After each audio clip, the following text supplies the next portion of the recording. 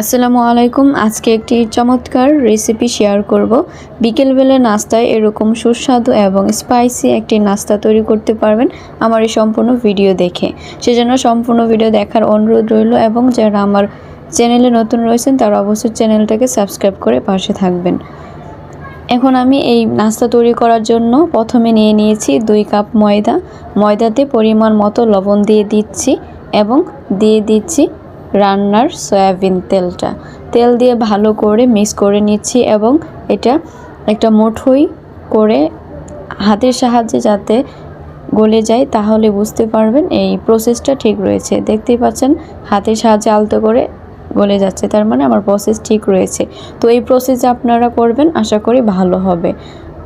তো এইভাবে আমি একটা ডো তৈরি করে নিয়েছি, এটা কিছুক্ষণ রেস্টে রেখে দিচ্ছি। আর এইদিকে আমি একটা মুরগির কিছু মাংস নিয়েছি যেগুলো হাড্ডি নেই, তো হাড্ডি ছাড়া অংশগুলো ভালো করে কুচি কুচি করে নিচ্ছি এবং ছাড়িয়ে নিচ্ছি, ছোটো করে নিচ্ছি।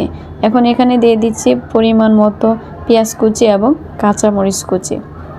নাস্তাটা যেহেতু ঝাল ঝাল হবে সেজন্য কাঁচামরিচের পরিমাণটা একটু বাড়িয়ে দিয়েছি। এদিকে আমি কড়াইয়ে দিয়ে দিচ্ছি ছোট ছোট করে রাখা মুরগির মাংসগুলো একটু তেলে দিয়ে এখানে দিয়ে দিচ্ছি পরিমাণ মতো লবণ, হলুদের গুঁড়ো দিয়ে এটা একটু মিশিয়ে নিচ্ছি।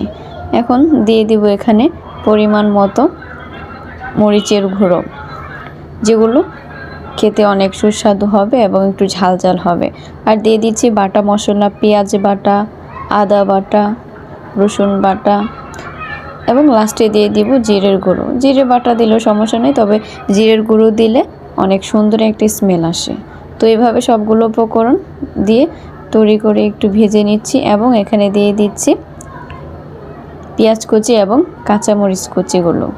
এটা হালকা হয়ে গেলেই আমরা নামিয়ে ফেলবো। এটা ভালোভাবে পেঁয়াজ কুচি হতে হবে না, এটা হালকা হলেই নামিয়ে ফেলবো। এখন দিয়ে দিচ্ছি জিরের গুঁড়ো। জিরের গুঁড়োটা নামানোর আগে মুহূর্তে দিয়ে দিতে হবে, তাহলে গ্রানটা অনেক সুন্দর আসে। তো এইভাবে মিক্স করে এই যে তৈরি হয়ে গিয়েছে ভিতরের যে পোরটা। আমি এদিকে ময়দার ডোটা রেস্টে রেখে দিয়েছিলাম 20 থেকে 25 মিনিটের মতো। এতে করে নাস্তার ওপরে যে অংশটা এটা কিন্তু অনেক মুচমুচে হবে।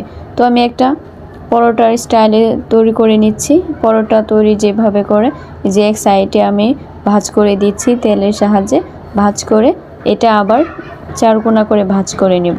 এতে করে যদি আমি রুটিটা বানাই তাহলে কিন্তু রুটিটা অনেক মুচমুচে হবে এবং অনেকগুলো লেয়ার হবে। এতে করে নাস্তাটা আরও অনেক সুন্দর এবং খেতে সুস্বাদু লাগবে। তো এভাবে একটা রুটি তৈরি করে নেব। রুটিটা তৈরি করে বেশি বড় নেব না এবং বেশি ছোট না, মাঝারি আকৃতি করে এটার মাঝখান দিয়ে কেটে নিচ্ছি। 2 ভাগ করে এটার উপরে দিয়ে দিচ্ছি প্লাস চিহ্নের মতো। এখন দিয়ে দিচ্ছি তৈরি করে রাখা মাংসের পোরটা। এখন এখানে দিয়ে দিচ্ছি ময়দা গুলিয়ে একটু আঠার মতো তৈরি করে দিচ্ছি। এখানে আপনি কর্নফ্লাওয়ার দিতে পারেন, যেহেতু আমি সহজভাবে তৈরি করছি সেজন্য ময়দাগুলো দিয়ে এভাবে ঢেকে দিচ্ছি।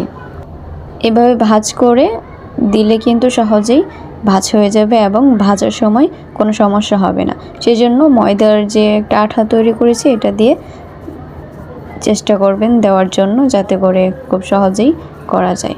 তো আমার পিঠাগুলো তৈরি হয়ে গিয়েছে, আমি এখানে দেখাচ্ছি পিঠাগুলো কত সুন্দরভাবে তৈরি করেছি। এখন এগুলো ভেজে নিচ্ছি।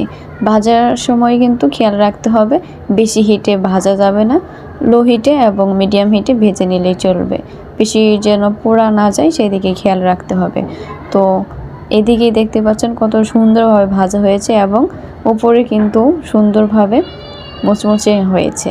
এখন আমি সেগুলো সবগুলো সার্ভ করে দেখাবো এবং ভিতরে কত সুন্দর হয়েছে সেটাও দেখতে পারবেন। তো আমি একটা পিঠা হাতে নিয়ে ভেঙে দেখাচ্ছি, কতটা নরম এটা কিন্তু দেখে বোঝা যাচ্ছে। তো ভিডিওটি যদি ভালো লাগে অবশ্যই শেয়ার করবেন এবং চ্যানেলটাকে সাবস্ক্রাইব করে পাশে থাকবেন।